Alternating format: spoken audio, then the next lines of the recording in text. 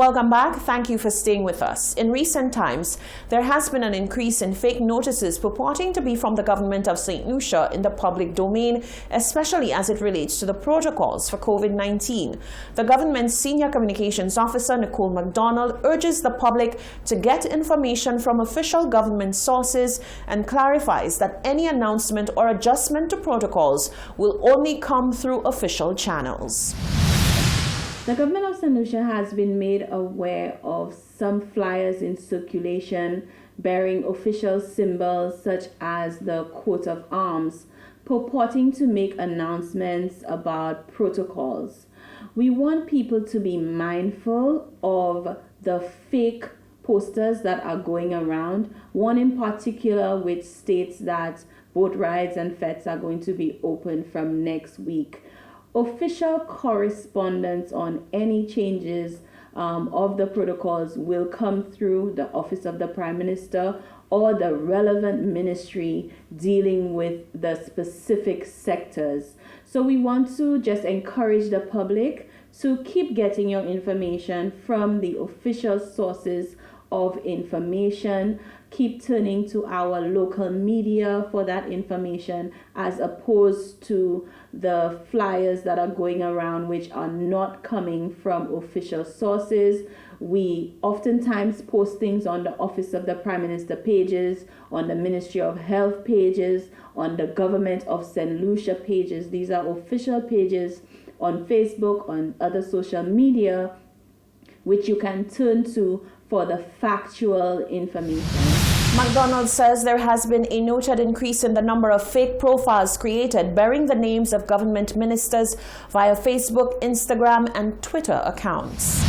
At no time will a minister of government request from you online your personal information, any banking information, or offer you scholarships online. So you need to be careful in this social media age of people purporting to be other people or taking over people's profiles in order to get information from you. And just make sure you know what the official sources are before you share any of that information. You know, the age we are in, we have to guard our personal information very jealously and ensure that we're getting our information from the right sources. So just be careful out there. We will post on the ministers' pages when we are alerted of the fake profiles. Several ministers have already come out to engage their followers in terms of being careful of the fake profiles, but those profiles are still getting a lot of people following them. That was Senior Communications Officer Nicole McDonald. The president of the Secondary Schools Association is reacting to the announcement by the Caribbean Examinations Council CXC that secondary school students will be required to sit the 3 components of the exam. Examine Filbert says that while she is not personally opposed to the students sitting all components, if content is not adjusted, students, she says, will be at a disadvantage. Examinations since the COVID-19 pandemic have been nerve-wracking to say the least, particularly for students who have to sit exit exams. For students sitting CXC's examinations, the effects are still being felt. In 2020, students sat 2 components of the exams, the multiple choice paper and the school-based assessments. After consultation with regional stakeholders, the Examinations Council announced on Tuesday that come June, students will have to sit all 3 components. Locally, the president of the Secondary Schools Principals Association, Examine Filbert, says while she is not opposed to the format, the students would be at a disadvantage if no amendments were made to the exams. This year's students are more disadvantaged than the students who wrote the exams in 2020. Because the students for 2020 only missed out a month. But the students who are writing the exams in 2021 actually missed out the whole of the first term in the last school year. For St. Lucia, they have been out half of the first term. And look, we are in the second term and they're out again.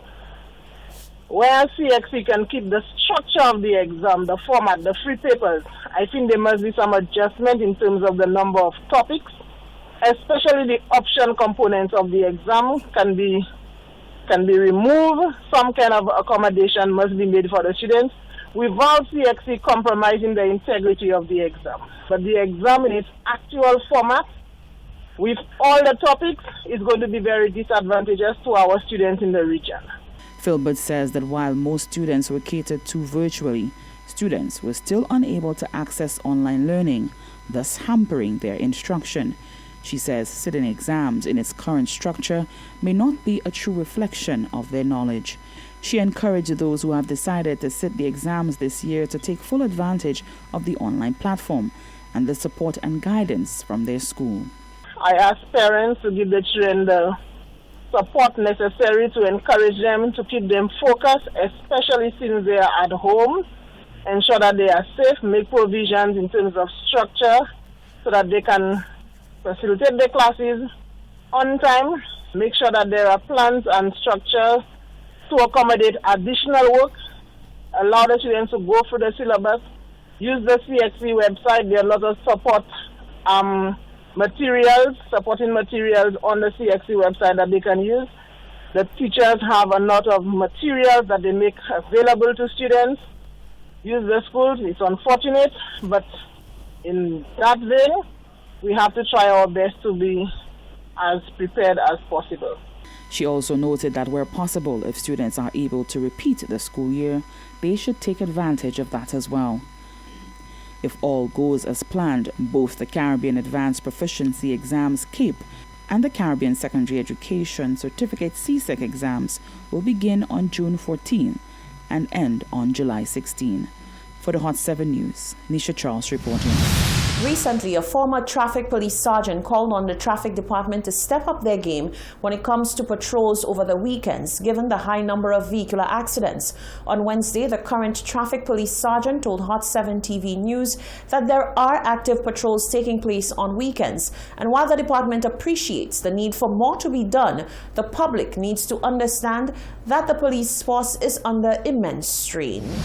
In a recent interview with Hot 7, former Sergeant of Traffic Police Leontius Joseph requested that the traffic department boost the number of patrols being done on weekends, given that there seems to be an upsurge of accidents on weekends. Sergeant at the traffic department, Calixtus Shalmine, explained that patrols do take place on the weekend. During the weekdays, the city is busy, so we have police officers on the city. During the weekends, we have police officers patrolling on the highway. We do have officers patrolling on the highway, but we are limited to the number of vehicles that we have in the traffic department to effectively patrol the highway. So you'll see maybe one vehicle in Bexon, and then you'll drive Grosley for maybe an hour and not see that traffic vehicle on the Grosley highway. I think we need more. I think the Commissioner mentioned that there is a move for more vehicles on the highway, and soon from now we will see more enforcement in terms of traffic on the highway. He says it must also be understood that COVID-19 has changed the dynamics within the department, but says if the department were to acquire the vehicles needed for the patrols, there would be a significant change seen by the public. If we get the vehicles, we can make, we will get officers available to do that aspect of it. And with COVID, we have the system, we have an operational system, and it can, impede that development. I can say yes, you will see that, because as you can appreciate that patrolling on the highway nighttime is different from patrolling during the day within the city and also on the highways. We have trained police officers to deal with that. As I mentioned, is the vehicle aspect, and the Commissioner made mention that there are vehicles, I think getting ready. Shalman explained that officers are also waiting on equipment that will aid with patrols at capturing individuals who are flouting road laws. We at the traffic department are aware that we had steps in procuring radar guns to detect speed on the highway. I think COVID has kind of dampened that move to get those radar guns, and I'm sure that because of what is happening in the situation, I think soon from now we will have those equipment to test the speed of vehicles on the roadway, and you'll see a drastic change of behavior in terms of the drivers. However, the sergeant says the onus is on drivers to respect road laws as well as their lives and that of others utilizing the roads. Reporting for Hot 7 News, I am Genevieve Gonzalez. Cuba is attempting to make its own COVID-19 vaccine. CNN's Patrick Oppman speaks to some of the scientists working on the potential breakthrough. Christiane Amanpour takes us to that report. Call it another shot in the arm for hope. New data here in the UK shows that a single dose of either the Oxford AstraZeneca or the Pfizer vaccine cut the risk of COVID hospitalization by more than 80%. Now, while the UK and Israel lead the pack in vaccine rollout, big, powerful blocs like the EU and the United States are still struggling with theirs. Meantime, other countries like Russia, China, India are all engaged in a type of vaccine diplomacy, whereby they are producing and exporting doses to poorer countries that are being left behind. Even the small island nation of Cuba is looking to help others. It may be racked by shortages of bread and even pain medication, but Cuba is on the cusp of a scientific breakthrough with its own Sovereign 2 COVID vaccine. As correspondent Patrick Oppman reports, Cuba has been a biomedical pioneer for years. Cuba hopes this is what the payoff looks like to a big gamble. While many other developing countries have competed with richer nations to import vaccines against the coronavirus, Cuba has been making its own vaccine. In March, 2 out of 4 potential vaccine candidates made in Cuba will begin their third and final trials. If the trials are successful, Cuba's would be the first vaccines developed in Latin America. The main objective of this clinical trial is to show the clinical efficacy of our vaccine candidates. After that, we could be in condition for start a massive immunization in Cuba or in some other countries of the world. You believe that everybody in Cuba, the 11 million people who live here, could be vaccinated by the end of this year? Yes. Well, Cuba is only now just beginning to vaccinate people on a large scale as part of the third trial. Cuban scientists tell CNN they have already produced more than 300,000 doses of Sovereign 2, one of their vaccine candidates, and could eventually make millions more doses each month.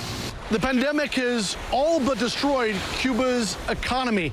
Beaches that usually would be full of tourists are now empty.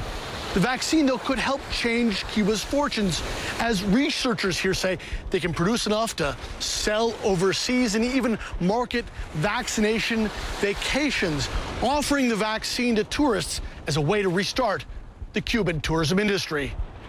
It may seem unbelievable that a poor island where there are shortages of food and basic medicines like painkillers and antibiotics can create a cutting-edge vaccine, but Cuba has produced its own vaccines going back decades. Cuban scientists say the same U.S. sanctions that isolated the island forced Cuba to become a biomedical pioneer. Cuba has been following established protocols and providing updates on their vaccine development, international observers say. This is very good news, and we are following these results carefully, he said. First, because the Cuban population will directly benefit from their vaccine candidates, and this at some point could control the transmission in the country. Cuban scientists say the island likely could not afford to import vaccines from abroad and pursued multiple vaccine candidates in case some did not pass the trials. If Cuba ends up with more than one working vaccine, it could allow doctors a greater arsenal to wipe out the coronavirus here. I also think that at the end we might be able to implement what we call prime and boost, which is using some vaccines for the first doses and then boostering or re-immunizing with a second vaccine candidate in order to enhance the previous immune response. Iran is carrying out large-scale trials with Cuban vaccines, and Mexico is expected to begin trials. As the world struggles with vaccine shortages, other countries may be calling soon. The sergeant of traffic police spoke to Hot 7 TV News against the backdrop of recent videos of drivers allegedly driving under the influence of alcohol. He says such situations bring to the fore the issue of resource constraints confronting the police force. Multiple videos have gone viral in the past week, showcasing individuals allegedly driving under the influence. Sergeant of Police at the Traffic Department, Calixtus Charlemagne, highlights that traffic officers can only intervene in these situations if members of the public report these incidents while they see them transpiring. If we observe that that person is appear to be under the influence of drink or drug, there is a section of the law that we can apply. It has to do with questioning the individual as to requesting a sample of blood, urine, or breath. That's what the laws in our books is saying. However, at present, we don't have the capacity to do the breathalyzer, and the urine and the blood. We had some procedures in place for that aspect, but as it stands now, that this practice is not being done. However, Charlemagne says the traffic department in St. Lucia is severely under-resourced. We can apply the law, but it's limited to what we can do. In terms of drunk driving, it's limited, very, very limited, because there's as I said, there's a spectrum in terms of driving under influence, where you can be charged for your blood level, your urine, and your breath, and also the aspect of refusing to test. It's a wide range of offenses, and the situation based on the officer's intervention that can apply it, but it is limited presently. He says what is needed in St. Lucia is for a shift from the more intricate ways of testing for sobriety, such as urine and blood samples. Globally and regionally, they're moving away from that aspect of intimate samples. And Trinidad, as I can give an example, Trinidad works very well with the breathalyzers.